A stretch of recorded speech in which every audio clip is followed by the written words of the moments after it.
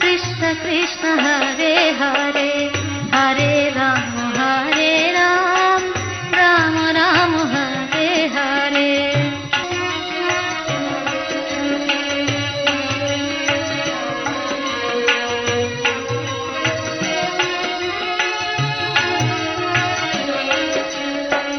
Hare Krishna, Krishna Krishna Hare Hare, Hare Ram, Ram Ram Hare Hare.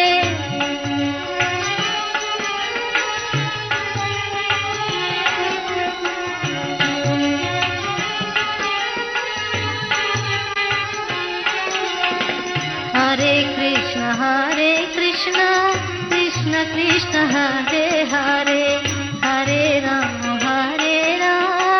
Ram Ram Hare Hare. Hare Krishna, Krishna Krishna Hare Hare, Hare Ram,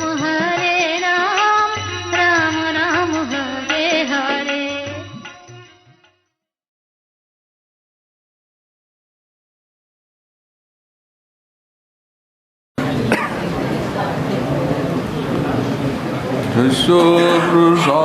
Prasādat Bhagavat Prasado Jasya Prasadan Nagati Kutopi Yayung Stubham Stasya Jasastri Sandhyam Bandi Guru Sri Charanarvindam Ajanulambita bhujau kanakavadata Sankirtanai kapitarau kamalayataksau Vishambharau dijavarau jugadharmapalau Vande Jagat Priyakarau Karunavatarau Namastrikala Satyaya Jagannatha Sutaya Cha Savritaya Saputraya Sakalatraya Te Namah Bhareha Pidabhiramam Mrigamadatilakamam Kundalakrantagandam Vanjaksam Kambukantham Smita Subhagamkham Swadharinnastavinam Syamam Santam Trivangam Ravikaravasanam Bhusitam Vaijayantya Bandi Vrindavanastam Juvati Satabritam Brahma Gopalavisam Tapta Kanchana Gaurangi Radhe Vrindavaneshwari Vrishabhanusuti Devi Tang Namami Hari Priye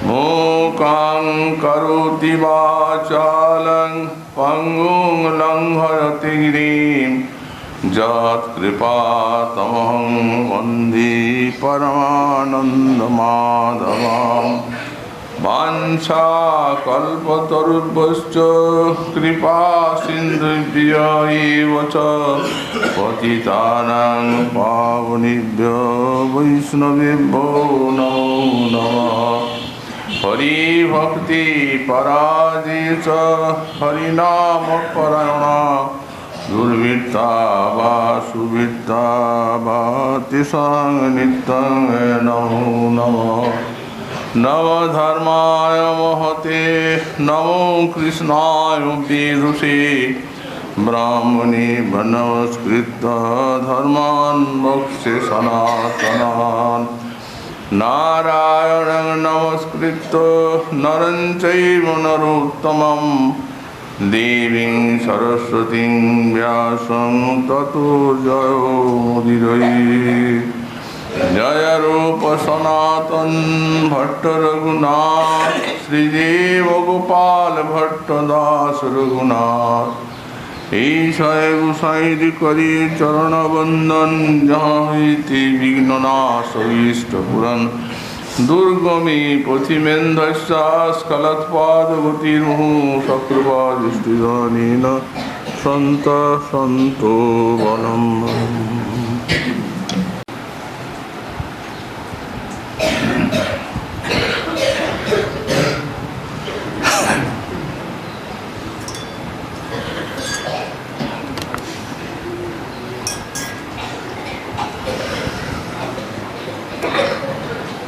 चंद्रासे हरिनाक्षी देवी सुनसे, सोना धरे सुस्मिते चिल्लक्ष्मी भुजवल्ली कम्बुरुचिरा ग्रीवी गिरीन्द्रस्तनी।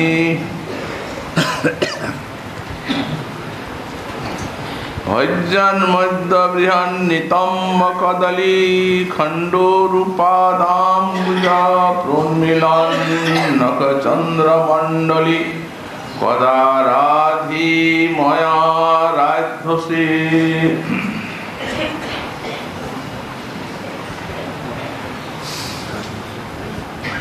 कुलिपावनावतार श्री श्री गौरांग महाप्रभु परम अंतरंग पार्षद परम पूज्य पाद श्री शिला प्रबोधानंद सरस्वती चरण तार श्री श्री राधा रस सुधानिधि ग्रंथे 117 संख्यक श्लोके श्री श्री राधा रानी चरण सान्निध्ये तार आराधना प्रार्थना करते गए बोलें, चंद्रासे हरिनाक्षी देवी सुनसे, सोना धरे सुस्मिते चिल्लक्ष्मी भुजवल्ली कम्बुरुचिरा ग्रीवे गिरीन्द्रस्तनी। ওই চন্দ্রবদনে হরিণ নয়নে হে দেবী হে সুনাসিকে সোনা ধরে হে সুস্মিতে চিল্লক্ষ্মী ভুজবল্লী হে চিল্লক্ষ্মী ভুজবল্লী কম্বুরুচির গ্রীবে ওই গিরীন্দ্রস্তনী ওই ভজ্জন্মদ্য বৃহৎ নিতম্বে কদলী খণ্ডুর পাদাম্বুজে প্রন্মিলন নখচন্দ্রমণ্ডলী হারাধি কদা ময়া আরাধ্যসে। আমি কবে তোমার আরাধনা করার সৌভাগ্য লাভ করব। শ্রীপাদ গোস্বামী চরণীর সাধক দশায় দৈন্যের উদ্রেকে রাধারানীর চরণী ভজন প্রার্থনা, রাধারানীর আরাধনা প্রার্থনা করছে। সাক্ষাৎ নিত্য পার্ষদ নিত্য সিদ্ধ হয়েও এই সাধন জগতে এসে সাধনা রসা সাধন করছেন এবং সাধকগণকে শিক্ষা দিচ্ছেন গৌড়ীয় বৈষ্ণবের সাধন ভজন পরিপাটি। যদি গৌড়ীয় বৈষ্ণবকে অভীষ্টের ভজন করে ধন্য হতে হয়, তাহলে আমাদের এই আচার্য পাদগণের যে বাণী, এই সকল বাণী তাকে ধ্রুবতারার মতো ভজনের পথটি দেখাবে। জানিয়ে দিচ্ছেন এই ভজন রসের আস্বাদন চমৎকারিতা। ভজন করে ভজনই চায়, ভজনই সাধ্য, ভজনই সাধনা। সুতরাং ভগবানকে যারা ভালোবাসবেন তাদের একান্ত কর্তব্য তারা তাদের ভজনটিকে আগে সুন্দর রূপে ভালোবাসুন। ভজনকে ভালোবাসা কি প্রকার? ভজনটি যাতে যত্নাগ্রহের সঙ্গে অনুষ্ঠিত হয়, প্রীতি রুচি মাখানো ভজন হয়, এই প্রকারে ভজনটি করাই হচ্ছে ভজনকে ভালোবাসা। ভজনীয় ভগবানী ভালোবাসাটি তখন ক্রমশ স্বাভাবিক হয়ে ওঠে।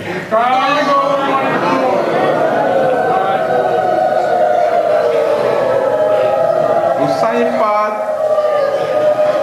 গৌড়ীয় বৈষ্ণবের সাধনা বা ভজনের অনুরূপী প্রার্থনা করছেন সাধকাবেশী। বাহ্যে সাধক দেহে করে শ্রবণ কীর্তন, মনিনী সিদ্ধ দেহ করিয়া ভাবন, রাত্রি দিন চিন্তে রাধা কৃষ্ণের সেবন। গৌড়ীয় বৈষ্ণবীর যে রাধারানীর ভজন, অন্তরঙ্গ ভজনের তো কোথায় নাই, কিন্তু যেগুলি বাহিরের ভজন শ্রবণ কীর্তন আদি সেগুলিও কত মধুর, নিজে প্রার্থনা করে দেখিয়ে দিয়েছে। একটি শ্লোকে বলছেন, রাধা কেলি নিকুঞ্জ বিথিসু চরণ, রাধা ভিদামুচ্চরণ, রাধায়া অনুরূপম এব পরম ধর্মং রসে নাচরণ।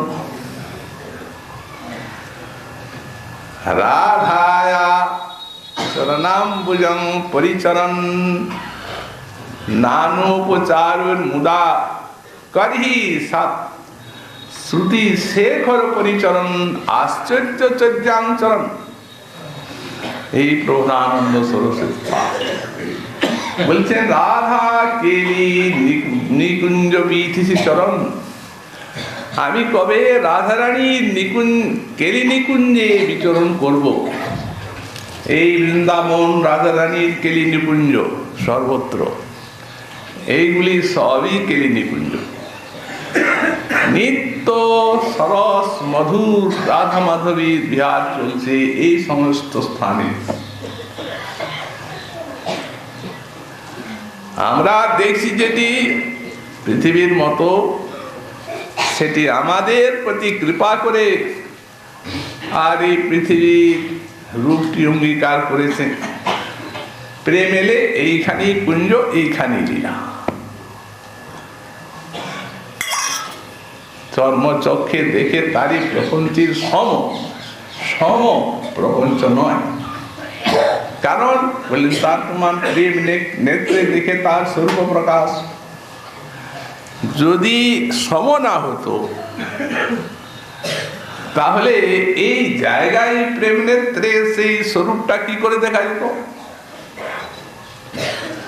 এইখানে বসবাস করে আর এই যে বিচরণ করা, এই রাধা কেলি নিকুঞ্জ চরণ, নিকুঞ্জেসি চরণ, এই রাধারানীর কেলি নিকুঞ্জে বিচরণ করা, স্থিতিটা রাখতে হবে।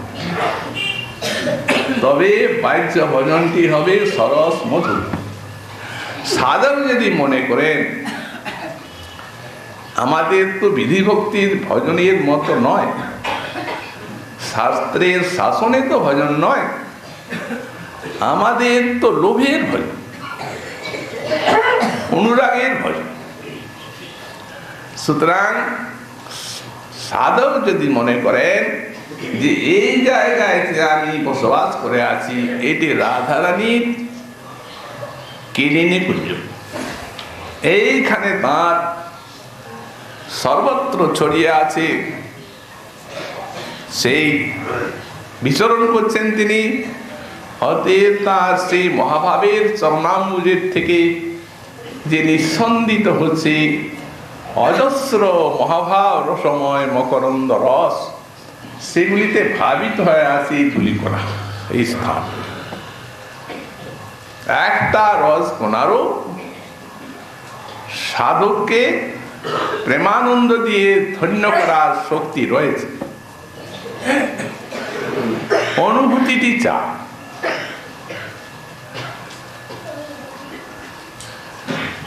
রাধাভিধাম উচ্চারণ। এই স্থানে বসেই এই নিকুঞ্জে বিচরণ করতে করতে আমি সরস মধুর রাধা নাম উচ্চারণ করব। যদি এই অনুভূতি আসে তাহলে গৌড়ীয় বৈষ্ণবীর যে নাম সাধনা কখনোই যন্ত্রের মতো হতে পারে না, অসম্ভব। আচার্য পাদগণ এইখানে ভজন করেছেন এবং অনুভব তো করেছেন, তাদের অনুভবের রসটা গেল কোথায়? একে তো চিন্ময় ধাম, রাধারানী গোবিন্দের পাদ পদ্ম রসেতে ভাবিত রেণু, রাধিকা চরণ রেণু ভূষণ করিয়া তনু অনাসে পাবিগৃহী থাকে। আবার গোস্বামীগণের ভজনের যে অনুভূতিটা রসটা, সেটা আকাশে বাতাসে ঘুরছে। সুতরাং আমাদের তো সাহায্যকারীর অভাব নাই, কেবল অনুভূতিটি অন্তরে জাগিয়ে নেওয়া। মহাপ্রভুর কৃপা আছে, রাধারানী অপার পূর্ণা সাগর রূপিণী, স্বায়ত্ত ভাব নেই। অতএব এইখানে সরস মধুর সেই অমৃত মধুর রাধা নাম কীর্তন করব। আর রাধায়া অনুরূপমেব পরমং ধর্মং রসিয়ে আচরণ, আর রাধার অনুরূপ পরম ধর্ম আচরণ করে। তাহলে রাধার অনুরূপ এক প্রকার পরম ধর্ম, আর কৃষ্ণের অনুরূপ আরেক প্রকার পরম ধর্ম। বললেন না না, তা নয়, জিনিসটা একই। তবে এখানে রাধায়া অনুরূপমেব, আচ্ছা কৃষ্ণের অনুরূপ পরম ধর্ম কোনটা? ভাগবত বললেন সব ওই পুংসাং পরম ধর্ম যত ভক্তির অধক্ষ, অহৈতুক প্রতিহতা জয়াত্মা সুপ্রসিদ্ধ। বললেন এ অধক্ষজ শ্রীকৃষ্ণে পুংসাং জীবানাম, এই যে ভক্তি এটাই পরম ধর্ম। তো এখানে ভক্তি বলতে কি?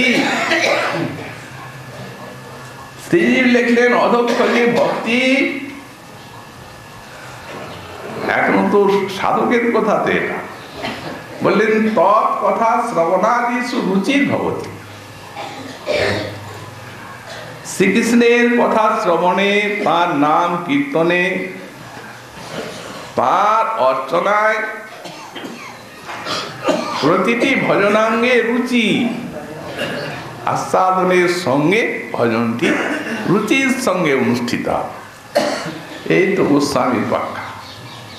এখানে ভক্তি শব্দে শ্রবণাদি সুরুচিত ভবতি। তো তেমনি এই রাধা অনুরূপ যে ভজন, সেটি রাধা নামে রুচি, আস্বাদন আসবে রাধা নামে। অহৈতুক অপ্রতিহতা আত্মা সুপ্রসিদ্ধতি, অহৈতুকী এবং অপ্রতিহতা, হেতু ফলাভিসন্ধানম তদ্রহিতা। কৃষ্ণ ভক্তের মনে কোনো ফলানুসন্ধান থাকবে না, একমাত্র ফলানুসন্ধান শ্রী শ্রী রাধা মাধবীর ভজন। রাধানিষ্ঠ পরম ধর্ম যাদের, রাধার পরম ধর্ম, তাদের ঐকান্তিক প্রীতি রাধারানী চরণেই থাকবে, কারণ তারা রাধা স্নেহাধিকা প্রীতিমান। কৃষ্ণ তো তাদের কাছে আপনি আসলেন। আমার ঈশ্বরী হন বৃন্দাবনেশ্বরী, তাঁর প্রাণনাথ বলি ভজি করিলাম। স্বতন্ত্র ভাবে কিছু না। গৌড়ীয় বৈষ্ণবের রাধার অনুরূপ পরম ধর্মের ভিতর দিয়েই গোবিন্দ ভজন সুচারুরূপে সুসিদ্ধ হবে, যা কৃষ্ণ ভজনকারী কোনো দিনই কৃষ্ণের প্রসন্নতা আনতে পারবেন না। কারণ তাদের তো রাধাকে দিয়ে তো কৃষ্ণ ভজন। ওই যে বলছেন আমার ঈশ্বরী হন বৃন্দাবনেশ্বরী, তার প্রণনাথ। তাহলে রাধাকে ভজন করবেন, প্রাণনাথকে দিয়েই তো করবেন। অতএব এমনি কৌশলে রাধা ভজন, যে রাধা রানীর ভজনটি হচ্ছে ভজনীর শ্রেষ্ঠ উপচার, তার প্রণনাথ। প্রাণনাথকে মিলিয়ে একসঙ্গে উভয়ের সেবা করে আনন্দ দিয়ে আর তাদের ভজন, আর অন্য কোনো বাসনা থাকবে না। বাসনান্ত হইতুকি অপ্রতিহতা বিঘ্নই অনভিভূত। এই ভজনকে কোনো বিঘ্ন অভিভূত করতে পারে না, অসম্ভব। তার বললেন কারি শ্রুতি সুখ শিখর করি, নানা উপচারে রাধারানী সেবা করব। এই রূপে শ্রুতি শেখরে শ্রুতির মাথা রূপে বিচরণ কর। শ্রুতি শাস্ত্র যত দূর সাধন ভজনের কথা বলেছেন, এটাই তার পরম শীর্ষ দেশ। এই যে যুগল, এই রাধা স্নেহাদিকা প্রীতি নিয়ে যুগল উপাসনা মঞ্জুরি গণি। তো বাইরে যেমন প্রার্থনা করছেন আরাধনা সাধক দিয়ে, তেমনি এই যে সম্বোধন গুলা করছেন, এই সম্বোধনে ওই অন্তর সাধনাটা আছে, অন্তরঙ্গ সাধনার প্রার্থনা আছে এই সম্বোধনে। যেমন কাল চন্দ্রবোধিনী আমরা বলেছি, তেমনি বলছেন হরিনাথী হরিণনয়নী রাধে, অর্থাৎ হরিণের মতো চঞ্চল নেত্রা শ্রী রাধারানী। কেমন নয়ন, মহাভাবের সব অঙ্গ প্রত্যঙ্গ, নখাগ্রের থেকে শিখাগ্র পর্যন্ত মহাভাব, মাদন রস দিয়ে গড়া। অতএব এই নয়নের প্রত্যেকটি কটাক্ষে আছে প্রচুর মাদন রস, যা অতিশয় রূপে এই শ্রীকৃষ্ণের প্রতি বিপুল প্রভাব বিস্তার করতে সক্ষম। একটি শ্লোকে বলেছে, একটা কটাক্ষ রাধা এই নেত্রে, এই যে হরিনাথ বেণুকরাত নিপতিত স্খলিতং শ্রীখণ্ডম ভ্রষ্টঞ্চ পীতবসনম ব্রজরাজ সোনো জৈস্যা কটাক্ষ সরাঘাত বিমূর্ছিত। কোন মহাবীর খুব শক্তিশালী, যে সহস্র সহস্র লক্ষ লক্ষ শ্রোতাকে, এইসব লক্ষ লক্ষ যোদ্ধাকে নাচ করতে পারে, এমন যে মহাবীর, সেই মহাবীরকেও তার থেকে আবার সহস্র গুণে অধিক মহাবীর রথী মহারথী সেমন একটা বান বিদ্ধ করলো, মাথার মুকুটটা স্ফুলিত হয়ে গেল, গায়ের বসনটা স্খলিত হলো, ধনুর বাণটা স্খলিত হয়ে পড়লো, মূর্ছা। ঠিক সেই রকম এই শ্রীকৃষ্ণের যে কটাক্ষ, এতে শত সহস্র ব্রজ সুন্দরী মূর্ছিত হয়ে থাকেন। ঢল ঢল সজল জলদতনু সুহন, তার মোহন আভরণ সাত, বিজুরি চমক জিতি অরুণ নয়ন গতি, দগধল কুলবতী লাজ। সজনী জবধরি পেখিনু কান, তবধরি জগভরি ভরল কুসুম স্বরূপ, নয়নে না হে দিয়ে আন। শুধু কেবল তাকানোই তো নয়, তাকানের সাথে সাথে গোবিন্দের ভাবময় নেত্রে অন্তরের যে ব্রজসুন্দরীর দর্শনে যে কামনা তার সুস্পষ্ট ছবি নয়নে চেষ্টায় মজমুখ দরসি বিহস তনু মৌড়ে বিগলিত মোহন বংশ না জানিয়ে কোন মনোরথে আকুল কিশলয়া দলে করু দংশ।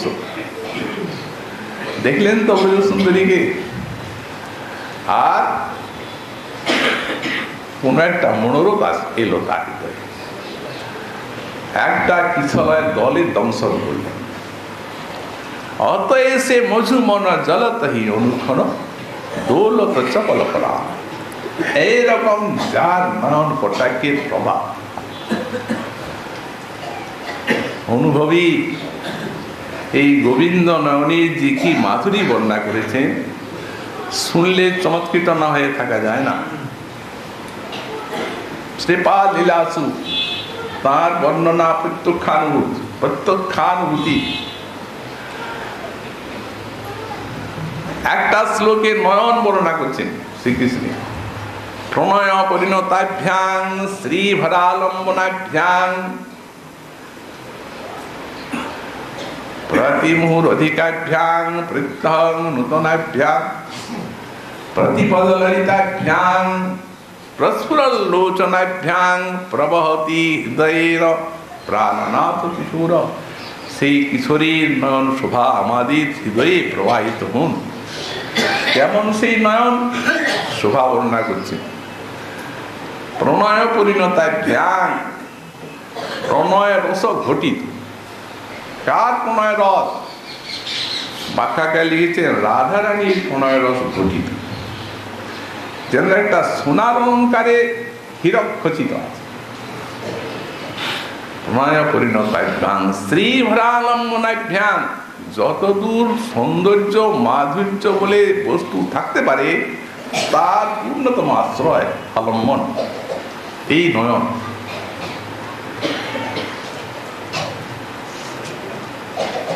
কিরূপ বললেন? প্রত্যানূতনাভ্যাম, আজ তা দেখেছি, কাল আর তা নাই,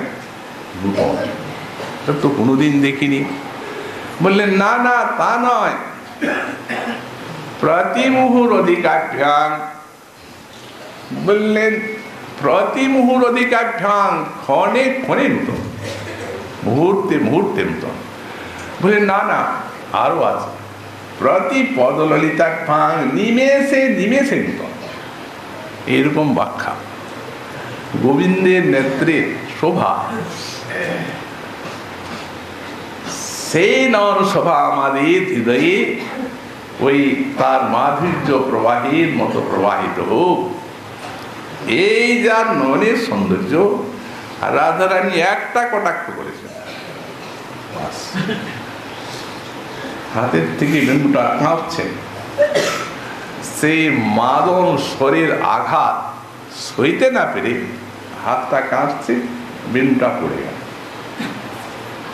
বেণুপরাত নিপতিত স্খলিতং শ্রীখণ্ডম, মস্তকের মূল উচ্ছে চূড়া খসে পড়ল।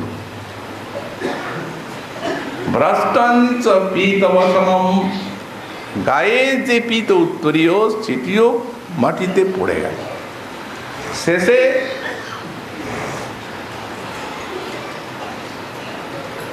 মূর্ছিত হয়ে পড়লেন। রাধারানীর নয়ন কটাক্ষ স্বরের আঘাতে মূর্ছিত। এমনি যার নয়ন স্বরের প্রভাব বা মাধুর্য, সেই নয়ন অতি হরিনাক্ষী হরিনয়নী চঞ্চল নয়নী। এই নয়নীর সুষমা কেবল সৌন্দর্য মাধুর্যই নয়, এই নয়ন দ্বারে কত প্রকারের সেবা আছে গোবিন্দ। সব ভাবের সেবা, ভাবের উপচার দিয়ে যে রাধারানী কৃষ্ণকে সেবা করেন, এই নয়ন রূপ অঞ্জলিতে সেই উপচার দেন। তাই আমরা ভাগবতে দেখলাম পূর্বরাগী সুতমুনির উক্তি। উত্তর গোষ্ঠ গোবিন্দ দর্শনের জন্য পূর্বরাগে সব ব্রজবালা অধীরা, কারণ সারাদিন বিরহ ব্যথা সহ্য করে। সে বিরহ ব্যথা কত, যাদের কৃষ্ণ বিরহে একটা ক্ষণ একটা কল্পের মতো হতে হয়, ভাবা যায় না, কেউ চিন্তাই করতে পারবেন না এদের কৃষ্ণ বিরহে কি ব্যথা। তাহলে একটা ক্ষণ যদি একটা কল্প হয়, তো সারাদিন কত কল্প হবে, তার কি কোনো হিসেব আছে? অর্থাৎ তাদের বিরহ ব্যথাটা এইরূপ অসহনীয় হয়। মহাজন দৃষ্টান্ত দিয়েছেন, সময়টা বাড়ে না, সময় তো একভাবে ঠিকই চলে যাচ্ছে। অনুভূতিটা কেমন বললেন, যেমন কোনো সুখের রাত্রি কেমন ভাবে কেটে গেল তা বুঝতে পারা যায় না, কিন্তু যেদিন দেহে কোনো পীড়া হয় সেদিন মনে হয় রাতটা আজকে বড়। রাতটা তো বড় হয় না, রাত ঠিকই আছে। এদের বিরহ পীড়াটা এত বেশি যে একটা ক্ষণ একটা কল্পের মতো মনে হয়। তাহলে সারাদিন কি ব্যথা সহ্য করে আছে। সব ব্রজ সুন্দরী গোবিন্দের বীণা শ্রবণ করে উত্তর গোষ্ঠী শ্রীকৃষ্ণ দর্শন করবেন। রাধারানী চন্দ্র সাগিকা, গোবিন্দ আসছেন, সৌন্দর্য মাধুরীদের যেন একটা বিশাল কল্লোলিত সিন্ধু। সুকমুনি বলছেন, তং গোরজৎ সুরিতা কুন্তলবদ্ধ বর্হ বন্য প্রসূন রুচিরে সনচারু ভাসম বেণু কনন্ত মনুবৈ রণুগীত কীর্তিং গপ্য দিদৃক্ষিত দিশো ভগবান সমেতা সহস্র সহস্র গোপী দর্শনের জন্য সমবেত হয়েছেন। গোবিন্দ আসছেন। গৌরজুরিত কুন্তল, চূর্ণ কুন্তলগুলি সব গৌরজেই মণ্ডিত আছে, ধূসর। তার মানে কোটি কোটি গাভীর পেছনে যাচ্ছেন, তো সেই ধুলো উঠছে, তো সব গৌরজে ধূসরিত হয়ে আছে। তো গৌরজ ছুরিত এখানে উঠেছে, মণ্ডিত। ধুলা গায়ে লাগলে সেটি ঝেড়ে দিলেই ভালো দেখায়। বললেন না, এটা ধুলাটাই আরো ভালো দেখায়, কারণ মাধুর্য সিন্ধু মধিজস্য ভবেন্দি পাত সয়েব মধুরী মানম বিক্রুত। এই লীলাটি ব্যাখ্যা করতে গিয়ে আর শ্রীপাদ কবি কর্ণপুর বলছেন, মাধুর্য সিন্ধুতে যা ডুবে যায় সেটি সব মাধুর্যময় হয়ে যায়। তো এই তো মাধুর্যের কল্লোলিত সিন্ধু। বিশেষত এই গোপীগণের এই যে গোপচিত বেশ, এটি সবার থেকে বেশি আকর্ষণ। এই জন্য আসছেন। বন্য প্রসূন রুচিরে সনচারু ভাসম সখারা যখন উত্তর গোষ্ঠে আসবেন, তখন বন্য ফুল তুলে একটা অভিনব সঙ্গে, মানে বারে বারে বেশ পাল্টায় এরা। তো বন্য ফুলে ভূষিত করেছে। গলার মালাটা, বনমালাটি সদ্য প্রস্ফুটিত কুসুমে কুম্ভিত, কর্ণে কুণ্ডল, ফুলে হাতে অঙ্গদ ইত্যাদি কেশের উপরে কুসুম বিন্যাস করা, এই বন্য কুসুমে সাজা ভূষিত। রুচির সনচার ভাসম, রুচির দৃষ্টিপাত, আর বদনে আছে ভুবন মোহন হাস্য। বেণু কনন্তম, কনন্তম জোরে পাচ্ছে না বেণু, কনন্তম কুন কুন করে পাচ্ছে। কেন বললেন, যেহেতু হাঁটতে হাঁটতে তো জোরে বাজানো যায় না, ধীরে ধীরে বেণুটি পাচ্ছে। যার দিয়ে গোপবালকগণ আছেন, তারা সেদিনের যে মধুর বন্য বিহার, সেগুলি মধুকণ্ঠে গান হচ্ছে। শোভা সিন্ধু গোপীগণ দর্শন করছেন। সুকমণি বললেন পিত্বা দর্শন, পিত্বা মুকুন্দ মুখ সারগম অস্থিভৃঙ্গুই। গোপীগণ নয়ন ভৃঙ্গের দ্বারা মুকুন্দের মুখকমল সারঘ মানে মকরন্দ প্রাণ ভরে পান করছে। মুকুন্দ মুখ সারগম অস্থিভৃঙ্গুই পিত্বা জহুর বিরহজম তাপম ব্রজদোষিতন্নি। সারা দিনের যে এত তাপ পান করলেন যখন নয়ন দ্বারে মুকুন্দের মুখ সারগ, তখন হৃদয়টা শীতল হয়ে জহুর বিরহজম, বিরহের তাপকে তারা ত্যাগ করলেন। কিন্তু গোবিন্দ দেখছেন কোথায় রাধা, নয়ন ঘুরছে। কোটি কোটি ব্রজ সুন্দরী সব তার মুখকমল মধু পান করে আস্বাদন করে বিহল্লা, কিন্তু তার অন্যদিকে নয়ন, তার নয়ন খুঁজছে রাধাকে, খুঁজে বেড়াচ্ছে। ওদিকে উনি তো সেই চন্দ্রশালিকায় আছে, সখী দেখাচ্ছে সুন্দরী বৈশ্য মিলতি বনমালী। ওই দেখ সারাদিন তুমি যার বিরহে এত কাতর, ওই দেখো তোমার বনমালী আসছে। সখী দেখাচ্ছেন, এখন সখীগণের ভিতরে আছেন রাধা, দর্শন করছেন। এক ক্ষণকালেই বিরহতাপ জয়ী শান্তি, দৈবাক গোবিন্দের নাম রাধাকে করে ফেলেছে। যেমনি গোবিন্দ আর রাধা, গোবিন্দ রাধারানীকে দেখলেন তেমনি ফিরেছেন, উল্টাটা টেনে পিছু ফিরেছেন।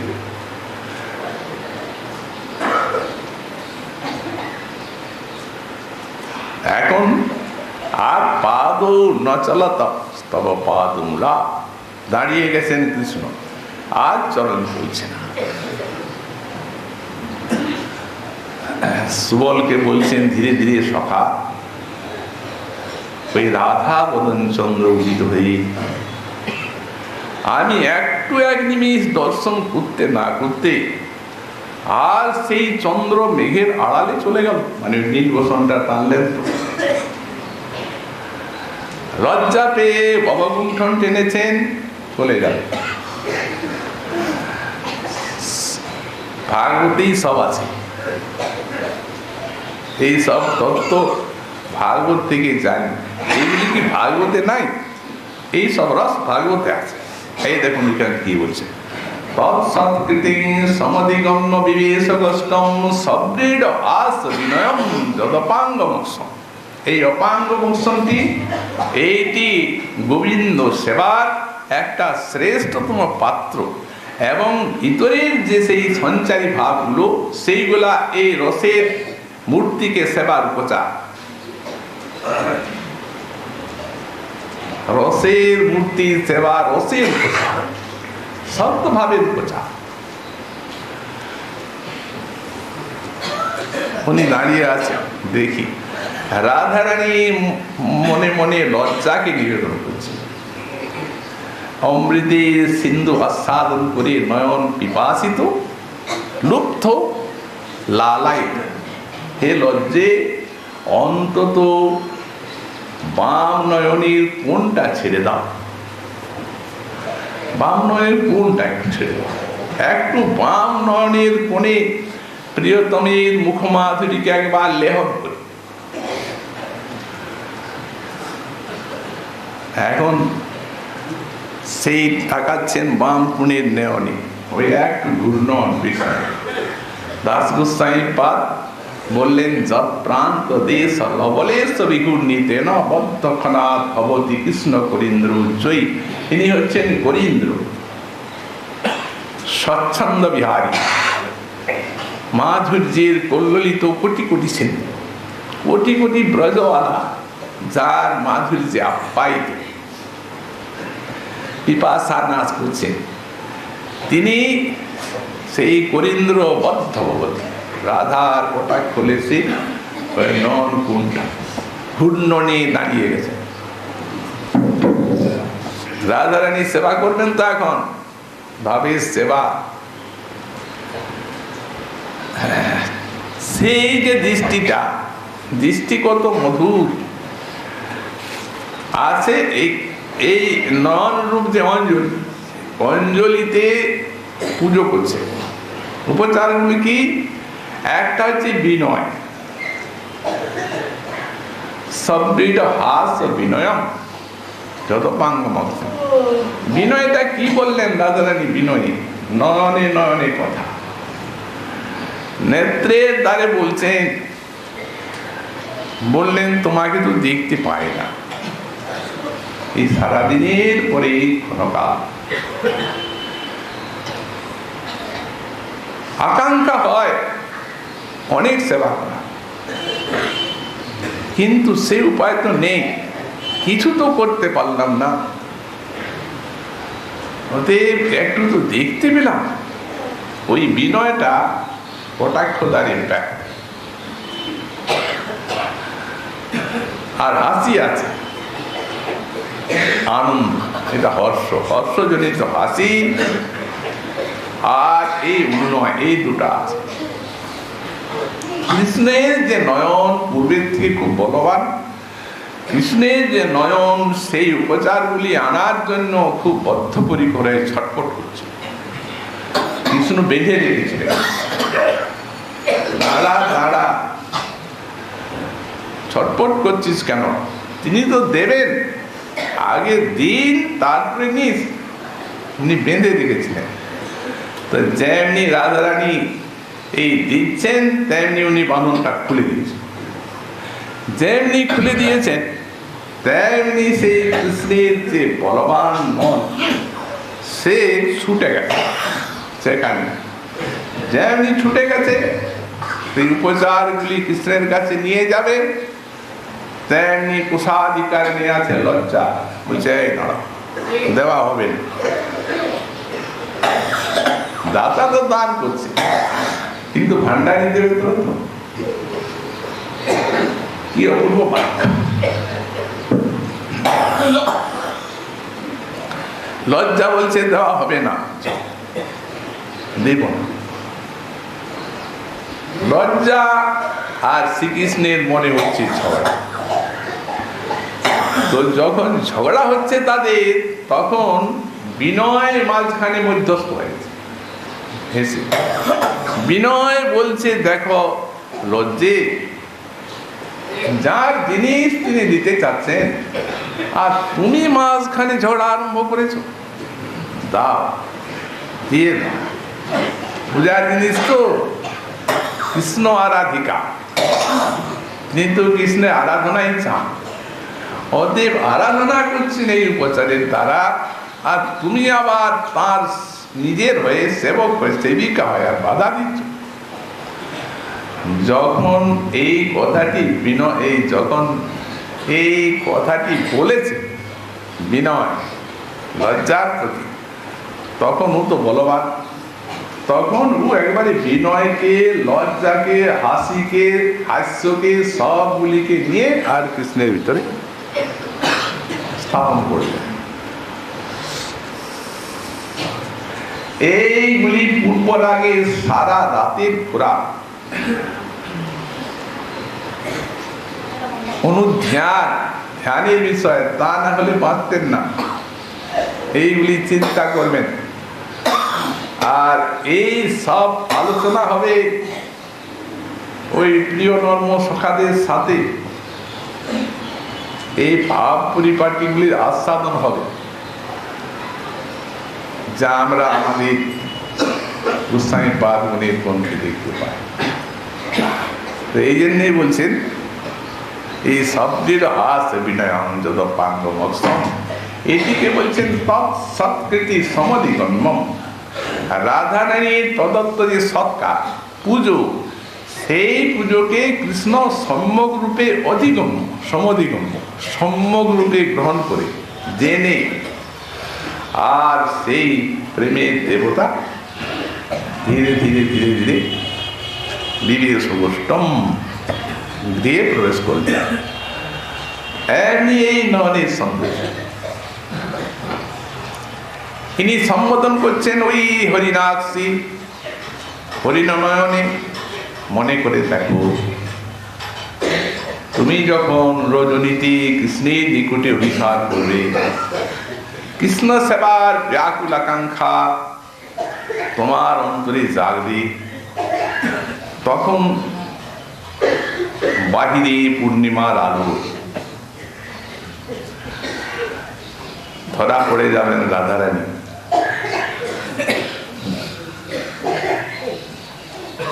এই জন্য সব সুপ্রবেশে সাজা রাধারানী। একবারে ধবল বস্ত্র, সেই প্রকারের প্রতিটি অলঙ্কার, গা, তার থেকে যে ছটা আছে সেই ছটাগুলিকে থাকাবার জন্য সারা শরীরে কর্পূর মেখে নেয়। ধবল সনাতন কর্পূরপুর, ধবল বসন এবং দেহ কর্পূর। এই প্রকার রজনীতে যাচ্ছেন, প্রতিটি বসন, প্রতিটি অলঙ্কার, স্মরণের থেকে শিখাগুলো পর্যন্ত ধবল। যখন যাচ্ছেন একটি এই কিঙ্করীর সঙ্গে একটি সখী, সাঙ্গ লীনেব নিঃশব্দ মণ্ডনা, অর্থাৎ যাতে অলঙ্কারগুলি কোনো শব্দ না করে, কেউ যেন কিচ্ছু বুঝতে না পারে, আর নিজের শরীরের সঙ্গে যেন লীন হয়ে আছে। ভয়ে লজ্জা যেন কেউ বুঝতে না পারে, দেখতে না পারে। যাচ্ছেন, যেতে যেতে চারদিকে তাকাচ্ছেন, পাশে কেউ দেখলো? কিঙ্করী বলছে, কি দেখছো? কেউ দেখে না। ভয় কিসের? আমি তো আছি না, যদি ভয় পাও আমার দিকে তাকাও।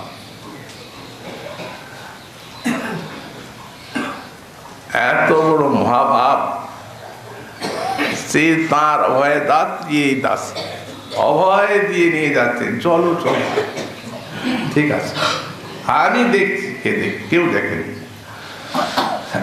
রাধারানী ধীরে ধীরে এগিয়ে যাচ্ছেন, চারদিকে হরিনাথী চঞ্চল নয়নে তাকাচ্ছেন। নয়ন সুসময়, বৃন্দাবন সুন্দর হয়ে গেছে, যেন চারদিকে কমলে বৃষ্টি হয়েছে। করে আস্থান করছেন সব। এই প্রকারে সাহস দিয়ে তার হৃদয়ে শক্তি সঞ্চার করে সেই অখণ্ড শক্তিরূপা, মূলা শক্তিরূপা রাধারানীর হৃদয়ে শক্তি সঞ্চার করছেন কিঙ্করী। এমনি এদের সেবা, এরা ছাড়াও আর কেউ পারে। সাহস দিয়ে শক্তি সঞ্চার করে আর কুঞ্জে নিয়ে যান, আর এই মহাবীর উপচারটি গোবিন্দের হস্তে সমর্পণ করেন কুঞ্জ মন্দির। অতএব যেমন বাইরে সে প্রার্থনা করছেন আরাধনা, তোমার ভজন দাও, তেমনি অন্তরঙ্গে প্রার্থনা করছেন, হে হরিণনেত্রী, আমাকে তোমারও প্রয়োজন আছে। ভেবে দেখো, যখন তুমি অভিসার করবে, তোমার শ্যাম উৎকণ্ঠিত হয়ে থাকবেন, তার নিকটে তোমাকে যেতেই হবে।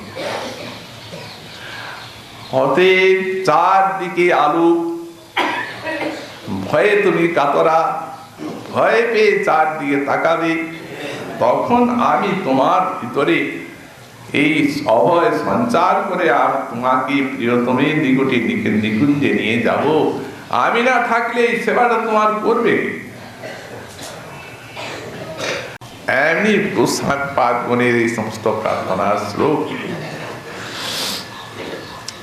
তারপরে আবার পরবর্তী যে সম্বোধন আছে, মহাপুরুষ কৃপা হলে আমরা আগামীতে আলোচনা করব। আপনারা কৃপা করে কালকে সকলে এখানে প্রসাদ সেবন করবেন মধ্যাহ্নে। এই প্রার্থনা সকলকে জানিয়ে রাখি।